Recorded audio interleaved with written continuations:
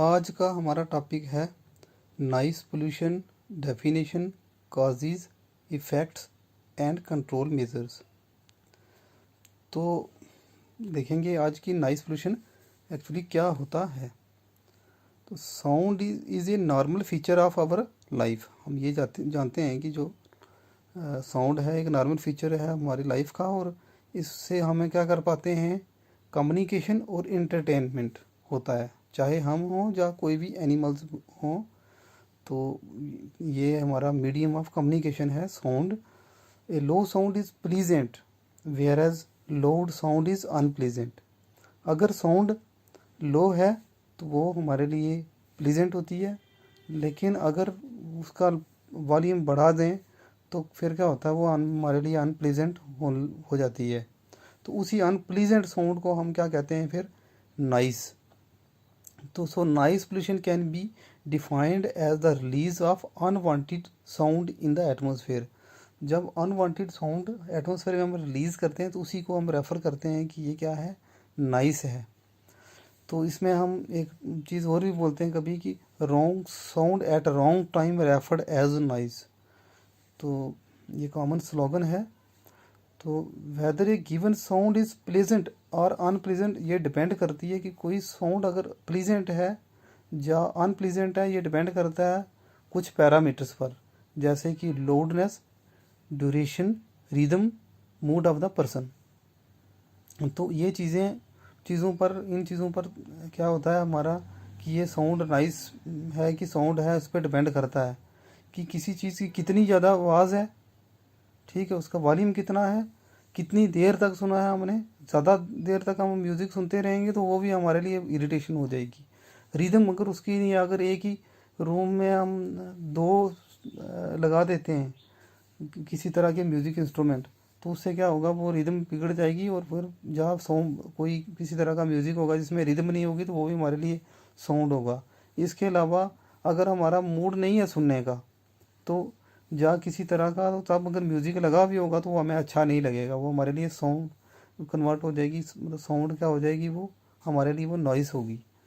पर the loudness जो है सबसे ज़रूरी, जो सबसे बड़ा क्राइटेरिया क्या है, वो है लाउडनेस की आवाज़ कितनी वॉल्यूम है। वो सबसे बड़ा क्राइटेरिया है कि वो नॉइस उसको रेफ़र करते हैं, वो सबसे ज़्यादा हमें इरिटेशन उस चीज़ से होती है। तो एक चीज़ जो है कि sweetest music if it disturb a person who is trying to concentrate or to sleep is a noise to him or her। अगर कोई स्वीटेस्ट म्यूज़िक भी है, अगर किसी पर्सन को डिस्टर्ब करता है वो स्वीटेस्ट म्यूज़िक, चाहे वो सो रहा है उस टाइम या किसी तरह की कोई चीज़ के लिए कंसंट्रेशन करने की कोशिश कर रहा है, तो वो भी उस स्वीटेस्ट म्यूज़िक भी उस पर्सन के लिए वो नाइस होगा।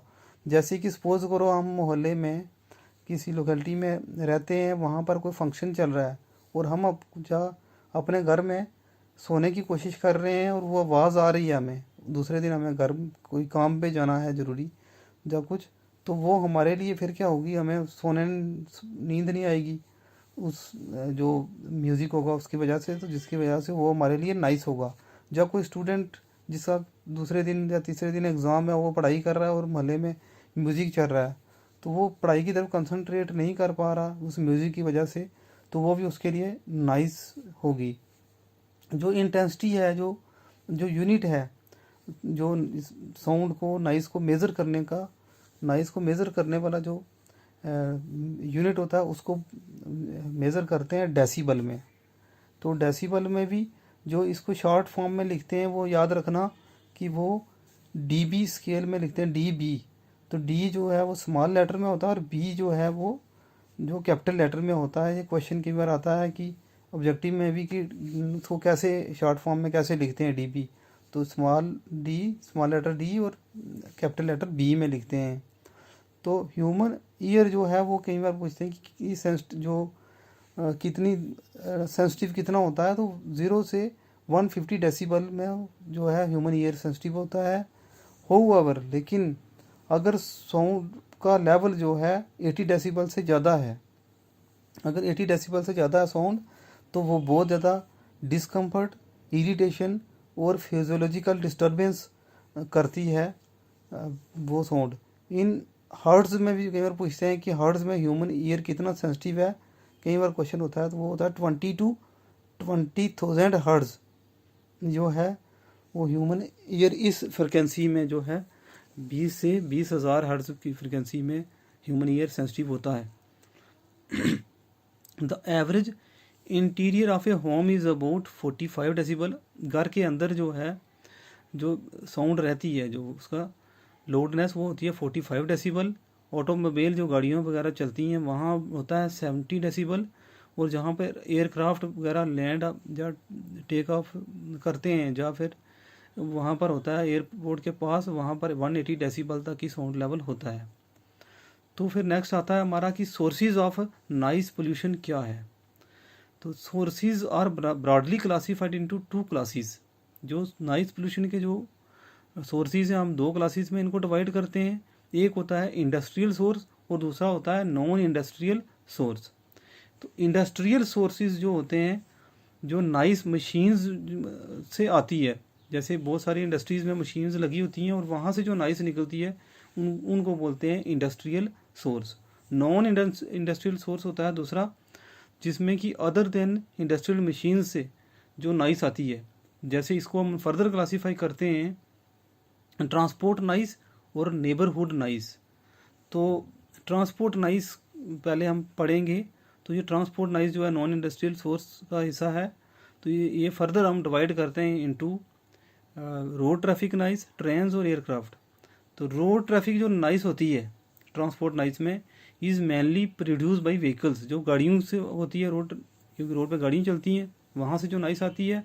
और शहरों में, बड़े जो शहर होते हैं, सिटीज़ होती हैं, वहाँ 60 से 70% जो नॉइस आती है वो रोड ट्रैफिक से ही आती है। 60 to 70%, वो चाहे फिर ब्लोइंग हॉर्न्स हों या डिफेक्टिव साइलेंसर्स पाइप हों, डीजल फ्यूल हों, या कोई ट्रक वगैरह चल रहे हों, या कई बार क्या होता है लोग बुलेट वगैरह को साइलेंसर को भी ख़राब वो कर देते हैं, तो उससे भी बहुत नॉइस आती है जब पास से वो गुजरता है। तो रोड ट्रैफिक नॉइस के बाद आता है हमारा ट्रेन्स। तो हाई स्पीड जो ट्रेन चलती हैं, खासकर रेजिडेंशियल एरिया के पास से जो जाते हैं रेलवे ट्रैक्स, वो काफ़ी नॉइस क्रिएट करते हैं रात के टाइम। तो वो ज़्यादा लोगों को जो है नींद नहीं कंसंट्रेट कर पाते ऐसे एरियाज़ में। इसके अलावा ट्रांसपोर्ट नॉइस में ही तीसरा आता है पार्ट एयरक्राफ्ट। तो एयरक्राफ्ट, सुपरसोनिक एयरक्राफ्ट जो हैं वो भी काफ़ी नॉइस क्रिएट करते हैं, चाहे वो लैंडिंग के टाइम हो या टेक ऑफ के टाइम हो। जो लोग एयरपोर्ट के पास रहते हैं ज़्यादा, सबसे ज़्यादा अफेक्टेड होते हैं। तो उसके बाद क्या आता है, दूसरा आता है ट्रांसपोर्ट नॉइस के बाद नेबरहुड नॉइस। ये जो नॉन इंडस्ट्रियल सोर्स का ही सब टाइप है दूसरा, नेबरहुड नॉइस। तो नेबरहुड नॉइस में क्या आता है, loud speaker in public functions during elections, या क्या होता है कि रिलीजियस प्लेसेस से लाउड स्पीकर, जहाँ कई बार किसी तरह का कोई इवेंट होता है, जहाँ अनाउंसमेंट होती हैं, तो वहाँ से जो लाउड स्पीकर चलता है वो काफ़ी नॉइस काज करता है। दूसरा होता है नेबरहुड नॉइस में कंस्ट्रक्शन वर्क। कहीं नेबर में हमारे जो कंस्ट्रक्शन वर्क चलते हैं, काम चलते हैं, जैसे कि ड्रिलिंग मशीन्स लगी होती हैं, वेल्डिंग मशीन लगी होती हैं, मिक्सर लगे होते हैं जो सीमेंट और बजरी और वगैरह मिक्स करते हैं ऐसे भी, तो वो काफ़ी क्या करते हैं, नॉइस करते हैं। नेक्स्ट आता है हमारा कि loud television and radio, DJ, disco music and dance in late evening, जो खासकर शहरों में होता है। तो ये भी क्या करते हैं, कई बार अपने मोहल्ले में ही बड़ी टीवी की ज़ोर ज़ोर से आवाज़ आ रही होती है, या डीजेज़ कई बार लोग लगाकर डांस करते हैं कोई फंक्शन, तो इस तरह के जो है वहाँ से भी नेबरहुड नॉइस हमें की प्रॉब्लम होती है। नेक्स्ट जो है ये भी सोर्स है एक। नेक्स्ट है एग्रीकल्चर मशीन्स। तो एग्रीकल्चर एरियाज़ में क्या होता है, जैसे ट्रैक्टर, थ्रेशर, हार्वेस्टर लगे होते हैं, खासकर जब फसल कटाई होती है, जब बुनाई होती है, जब तो उस समय क्या होता है ये चीज़ें लगाते हैं जब, तो ये भी काफ़ी पोल्यूशन करते हैं। नॉइस लेवल 90 to 98 डेसिबल जो है वो रिकॉर्ड की गई है फार्म्स में जो मशीन्स लगी होती हैं पंजाब में, वहाँ पर खासकर। इसके अलावा डिफेंस इक्विपमेंट, जैसे खासकर बॉर्डर एरियाज़ में और मिलिट्री कैंप होते हैं जहाँ पर, वहाँ पर फायरिंग और शूटिंग प्रैक्टिसेस चलती हैं, रॉकेट लॉन्चिंग वगैरह, तो वहाँ से काफ़ी जो है डिफेंस इक्विपमेंट से जो है साउंड और नॉइस जो है वो आती है। कई बार तो कुछ जो आर्मी कैंप्स होते हैं वहाँ पर वो म्यूज़िक वाले वो बैंड और वो भी बजाते हैं, जिसकी वजह से उसकी भी आवाज़ आती है, और नाइस इसको भी हम देते हैं नाइस कैटेगरी में। नेक्स्ट आता है फेस्टिवल्स। तो फेस्टिवल भी नेबरहुड में नाइस में आता है, जिसमें हम चाहे सेलिब्रेशन न्यू ईयर का करते हैं, चाहे दिवाली फेस्टिवल को सेलिब्रेट करते हैं, क्रिसमस को करते हैं, तो वहाँ पर जब इस तरह के सेलिब्रेशंस में भी बहुत सारे हम पटाखे वगैरह या कुछ फोड़ते हैं, तो वहाँ से बहुत ज़्यादा जो है नाइस क्रिएट होती है। नेक्स्ट जो हमारा है टॉपिक वो है कि इफ़ेक्ट्स ऑफ नाइस पोल्यूशन फिर क्या होते हैं। इन नाइस पोल्यूशन तो होती है, फिर ये सोर्सेज हो गए, तो अब इफ़ेक्ट्स क्या पड़ते हैं इसे। तो nice effects on the hearing mechanism.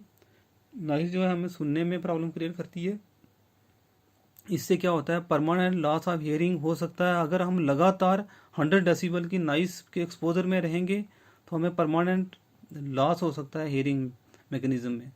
इसके अलावा अगर 150 डेसिबल होता है तो एकदम से, क्योंकि 100 डेसिबल पे होगा, आहिस्ता आहिस्ता हमारे कान जो हैं वो क्या हो सकते हैं, हम बहरे हो सकते हैं। लेकिन अगर 150 डेसिबल है तो एकदम से क्या हो सकते हैं, हम ईयर ड्रम वगैरह मतलब एकदम से हम क्या हो सकते हैं, बहरे हो सकते हैं। और 180 डेसिबल की जो नाइस होती है बहुत ज़्यादा होती है ये, तो इसमें हमारे ईयर ड्रम रप्चर होने का चांसेस रहते हैं। दूसरा क्या है कि ईट डिस्टर्ब्स, जो रेन है नाइस है, ये क्या डिस्टर्ब करती है, हमारे रेस्ट को, स्लीप को और कंसंट्रेशन ऑफ ए पर्सन को भी डिस्टर्ब करती है। और नाइस क्या करती है, it cause anxiety, stress and also known to cause nervous disorder. तो बहुत सारे इस तरह के स्ट्रेस और नर्वस डिसऑर्डर जो हैं वो होते हैं अगर नाइस की वजह से। नाइस और क्या करती है, हमें हेडेक करती है, सर दर्द करती है, हम इरिटेट होते हैं, इरिटेशन काज करती है, और हाई ब्लड प्रेशर भी काज करती है नाइस अगर ज़्यादा देर हम एक्सपोजर में रहेंगे तो। नाइस लेवल अगर 70 से 80 डेसिबल के बीच में रहता है तो ये काफ़ी irritation, variety of physiological disturbance cause करता है। और अगर 195 डेसिबल ऑफ नाइस लेवल है तो लंग डैमेज होने का खतरा रहता है। नाइस इंटरफेयर करता है मैन कम्युनिकेशन। अगर हम किसी एरिया में जहाँ पर शोर शराबा ज़्यादा है वहाँ पर हम बात तक नहीं कर पाते, कई बार डीजेज लगे होते हैं जैसे शादियों में, तो वहाँ अगर हम बात करने की कोशिश करते हैं तो वहाँ पर एक दूसरे की आवाज़ नहीं आती। जहाँ कहीं जनरेटर लगे हुए हैं, कहीं किसी एरिया से गुजर रहे हैं, जब गाड़ियाँ चल रही हैं, तो वहाँ भी हम बोलते हैं अगर, तो हमें एक दूसरे से बात करने का हमारे कम्युनिकेशन नहीं हो पाता, तो ये भी नाइस इफेक्ट करती है। नाइस इसके अलावा क्या होता है, डेवलपिंग एम्ब्रियोज जो होते हैं बच्चे जो मदर होती हैं उनके यूट्रस में, उनको क्या करता है, बच्चे के नर्वस सिस्टम, जो अनबॉर्न बेबी होता है उसके नर्वस सिस्टम पर अफेक्ट डालती है नाइस। तो इसलिए हम क्या कह सकते हैं कि जो नाइस है वो क्या है, स्लो किलर होती है। तो control measures of nice pollution फिर क्या हैं। तो नाइस को हम कंट्रोल कर सकते हैं दो तरह से। पहले कि जहाँ से सोर्स है, जहाँ से नाइस आ रही है वहाँ पर कंट्रोल किया जाए, और दूसरा है कंट्रोल एट रिसीवर एंड। अगर सोर्स से निकल चुकी है तो फिर रिसीवर एंड पे हमने कौन से स्टेप्स लेने हैं वो हम 1 बाय 1 फिर पढ़ेंगे। पहले हम पढ़ेंगे कि control of nice at source पे हम क्या क्या कर सकते हैं। तो सोर्स पे क्या कर सकते हैं, using shock observing techniques for observing impact of energy. जहाँ पर से नॉइस निकलती है वहाँ पर अगर शॉक ऑब्जर्विंग टेक्निक्स लगाते हैं तो नॉइस काफ़ी हद तक क्या हो सकती है, कंट्रोल हो सकती है। इसके अलावा जो मशीन्स हैं पुरानी, या कोई भी जो जैसे गाड़ियों का या किसी तरह इंजन वगैरह हम चलाते हैं तो उसको प्रॉपर मेंटेनेंस करना चाहिए, उसको लुब्रिकेशन करना चाहिए। जैसे ग्रीस वगैरह लगाते हैं हम, तो क्या होता है, जैसे पुराने इंजन वगैरह क्या करते हैं वो ज़्यादा शोर करते हैं, जो लगे होते हैं गाड़ियों में वो ज़्यादा नॉइस करते हैं। इसके अलावा क्या करते हैं, installation noisy machines in sound proof chambers, जैसे इलेक्ट्रिकल जनरेटर्स। क्या होता है कि आजकल जो पहले जनरेटर हम लगाते थे मोहल्ले में या कहीं भी बिजली का, बहुत आवाज़ करता था, लेकिन आजकल जनरेटर लगाते हैं हम जो नाइस प्रूफ चैम्बर में, जैसे हमने कॉलेजेस में, स्कूल्स में, या इंस्टीट्यूशन में, या हॉस्पिटल में हम देखते हैं, ये जो दिख रहा है पिक्चर में, इस तरह का जो नाइस साउंड प्रूफ चैम्बर होता है, इसके अंदर जनरेटर लगाया होता है। जनरेटर तो वही है और आवाज़ तो उतनी करते हैं, लेकिन ये साउंड प्रूफ चैम्बर की वजह से आज हमें आवाज़ नहीं आती। नहीं तो अगर स्कूल जैसे या कॉलेजेस जैसे इंस्टीट्यूशन में अगर हम पढ़ाते तो वहाँ जनरेटर लगा होता तो हम पढ़ा नहीं पाते, क्योंकि आज बिजली भी बहुत ज़रूरी चाहिए इलेक्ट्रिसिटी, तभी हम जो स्मार्ट क्लासेस ले सकते हैं। वो तो चाहिए, कभी अगर चली जाती है तो हमें जनरेटर चालू करने पड़ेंगे। लेकिन उसके लिए आप क्या करते हैं, हम साउंड प्रूफ चैम्बर में अवेलेबल हैं जिसमें ये जनरेटर हम लगाते हैं। फिर क्या कर सकते हैं, using silencer to control noise from automobile ducts and exhaust. इसके अलावा क्या करते हैं, जैसे गाड़ियों वगैरह में क्या लगे होते हैं साइलेंसर, जैसे हर बाइक हर गाड़ी में साइलेंसर आते हैं और वो फिट होते हैं, इसकी वजह से आवाज़ नहीं आती है। अगर वो ना लगे हों तो क्या होता है, नॉइस बहुत ज़्यादा आ सकती है। तो इसी का एग्जांपल है कि जैसे मैंने बताया कि बुलेट वगैरह ऐसे हैं चीज़ें हैं जिसमें कई बार साइलेंसर ख़राब हो जाता है तो कितनी आवाज़ आती है। तो अगर साइलेंसर यूज़ करते हैं तो वो भी सोर्स लेवल पे हम नॉइस को कंट्रोल कर सकते हैं। नेक्स्ट आता है heavy and old vehicle may not be allowed to fly in populated areas. जैसे कि कोई शहर वगैरह है, वहाँ पर जो पुराने जो गाड़ियाँ हैं, जैसे दिल्ली जैसे बड़े बड़े शहरों में क्या करते हैं, कुछ सालों बाद जैसे 10 साल बड़ी गाड़ियों को अंदर नहीं जाने देते, उनको बैन कर देते हैं। इसके अलावा शहरों के बाहर जो हाईवे वगैरह उनको बाहर से डाइवर्ट कर देते हैं ताकि नॉइस हो ही ना सोर्स लेवल पर। तो जब पुरानी गाड़ियों को लो नहीं करना चाहिए जहाँ पर पॉपुलेटेड या रेजिडेंशियल एरियाज़ हैं वहाँ पर। तो इस तरीके से हम सोर्स लेवल पर नॉइस को कंट्रोल कर सकते हैं। और फिर नॉइस को हम रिसीवर एंड पर कैसे कंट्रोल कर सकते हैं, तो रिसीवर एंड पर क्या कर सकते हैं कि हमें ईयर प्रोटेक्शन एड्स लगाने होते हैं। जैसे ईयर प्लग हो गया, जो पिक्चर में नीचे देख रहे हैं आप, ईयर मफ्स भी देख रहे हैं आप पिक्चर में। इस तरह के जो नॉइस हेलमेट, हेडफोन्स, ये चीज़ें प्रोवाइड करना चाहिए उन लोगों को जो क्या करते हैं नॉइसी इंस्टॉलेशन में, जहाँ ज़्यादा शोर शराबा वहाँ पर अगर काम करते हैं। तो इस तरह की चीज़ करके वो नॉइस को क्या कर सकते हैं, कंट्रोल कर सकते हैं, अपने पर इफेक्ट होने से बचा सकते हैं नॉइस का। तो दूसरा आता है कॉटन प्लग्स वगैरह भी हम यूज़ कर सकते हैं जहाँ नॉइस ज़्यादा हो। फिर क्या कर सकते हैं हम, limit the amount of time that they spend in certain noisy level environment. जहाँ पर हम नाइसी एरिया में कोई जो काम करते हैं, लेबर भी काम करते हैं, उनको ज़्यादा देर तक वहाँ पर काम करते नहीं रहना चाहिए। उसके लिए गवर्नमेंट को भी स्टेप लेना चाहिए, और जो जो जहाँ पर जिस इंडस्ट्रीज़ में काम कर रहे थे उन मालिक को भी उनका टाइम सेट करना चाहिए ताकि वो ज़्यादा देर तक नाइस के एक्सपोजर में ना रहें। फिर क्या कर सकते हैं हम, keeping residential locality free of noisy busy highway. हम क्या कर सकते हैं, जो रेजिडेंशियल लोकेलिटीज़ है वहाँ नाइस को फ्री रखने के लिए हमें बिजी हाईवे, जो जब बिजी रेलवे ट्रैक जब वगैरह जो हैं, जहाँ डोमेस्टिक जो एस्टेब्लिशमेंट से जो डोमेस्टिक जो घर वगैरह होते हैं बनते हैं, रेजिडेंशियल एरिया होता है, वहाँ से बताया कि उनको हम क्या कर सकते हैं, अगर पहले हैं भी तो उनको अब डाइवर्ट कर देना चाहिए, गाड़ियों को रेलवे ट्रैक को दूर करना चाहिए ताकि नॉइस को कंट्रोल किया जा सके। इसके अलावा industry should be away from residential area. अगर इंडस्ट्रीज़ कोई लगा रहे हैं हम, तो वो जहाँ पर रिहायशी इलाका है, जहाँ लोग रहते हैं, वहाँ से दूर लगानी चाहिए। फिर हम क्या कर सकते हैं, ट्रीज़ लगाते हैं, खासकर ऐसे ट्रीज़ जिनका पत्ते क्या होते हैं, ब्रॉड होते हैं, बड़े होते हैं।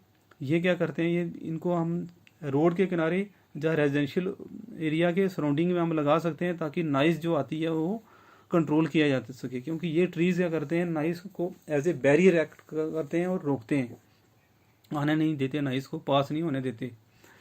इसके अलावा कुछ क्या है, हम लेजिस्लेटिव मेजर्स लेकर भी स्ट्रिक्ट लॉज बनाकर हम नॉइस को कंट्रोल कर सकते हैं। और उसके लिए हमने क्या क्या कर सकते हैं, जैसे लाउड स्पीकर को और एम्पलीफायर जो है उसकी जो है इंटेंसिटी को फिक्स कर सकते हैं, और टाइम को फिक्स कर सकते हैं कि कब तक हम किस टाइम तक हम यूज़ कर सकते हैं, कितने टाइम तक इसको यूज़ कर सकते हैं। इसके लिए ही जैसे डीजेज वगैरह जब कुछ लगाते हैं हम, तो उसमें क्या करते हैं, पहले परमिशन लेते हैं। जो बड़े एडमिनिस्ट्रेशंस होती है किसी भी डिस्ट्रिक्ट की या एरिया की, तो वहाँ से परमिशन लेकर एक टाइम सेट किया जाता है, तो उतने देर तक किया जाता है। आजकल जैसे बड़े जब फंक्शन होते हैं, शादियाँ होती हैं, तो वहाँ पर जो पैलेस वगैरह होते हैं वहाँ भी क्या करते हैं, बैंक्वेट हॉल जो भी होते हैं, तो वहाँ पर डीजे वगैरह एक टाइम सेट किया होता है, 10 बजे के बाद नहीं चलेगा, 11 बजे या 10 बजे का जो टाइम होता रखा हुआ उसके बाद नहीं चलने दिया जाता, क्योंकि लोग वहाँ रहने वाले आस पड़ोस वो डिस्टर्ब ना हो सकें। तो ये तरह के स्टेप ले सकते हैं, लॉज बनाए इसके लिए हमने। उसके अलावा banning pressure on in automobiles. जैसे कुछ सालों पहले कुछ बाइक्स में जो है ऑन्स ऐसे लगाए हुए थे जो क्या करते थे, पास से जब निकलते थे जानबूझकर वो आवाज़ ऐसी करते थे, चलाते थे हॉर्न, लोग डर जाते थे कि हार्ट अटैक होने का खतरा रहता था। तो इस तरह के जो है हॉर्न्स को भी हम क्या कर सकते हैं, बैन कर सकते हैं, जो बैन किए हैं हमने। और नॉइस पोल्यूशन एक्ट को जो सेपरेट लॉज बनाना चाहिए हमें, जिससे हम क्या कर सकते हैं, कंट्रोल कर सकते हैं। तो सेंट्रल पोल्यूशन कंट्रोल बोर्ड क्या ने क्या किया है, कुछ नॉइस का जो है परमिसिबल लिमिट रखी हुई है इंडिया में। तो नॉइस पोल्यूशन हैव जो रूल्स हैं उसमें भी एक्सेप्टेबल लेवल, जो डिफरेंट जोन हैं, जो डे एंड नाइट के टाइम के लिए डिफरेंट जोन के लिए इंडिया में कुछ क्या किया है इन्होंने, नाइस का कुछ लेवल रखा हुआ है। तो वो क्या है, ambient air quality standard in respect of nice, जो डिफरेंट जोन में बनाया हुआ है। ये टेबल है यहाँ पर, जिसमें ये दिखाया हुआ है कि एक एरिया है, आगे है कि कितनी डेसिबल होनी चाहिए डे टाइम और कितनी डेसिबल होनी चाहिए नाइट टाइम। ये इसका मीनिंग है कि साउंड कितनी लेवल की होनी चाहिए दिन में और कितनी रात में होनी चाहिए और कौन कौन से एरियाज में होनी चाहिए। तो यहाँ पर शो हो रहा है कि इंडस्ट्रियल एरिया में दिन के टाइम 75 डेसिबल होना चाहिए साउंड का लेवल, और इंडस्ट्रियल एरिया में रात को 70 डेसिबल तक साउंड होनी चाहिए। अगर उससे ज़्यादा होती है तो फिर जो अथॉरिटी है वो एक्शन ले सकती है।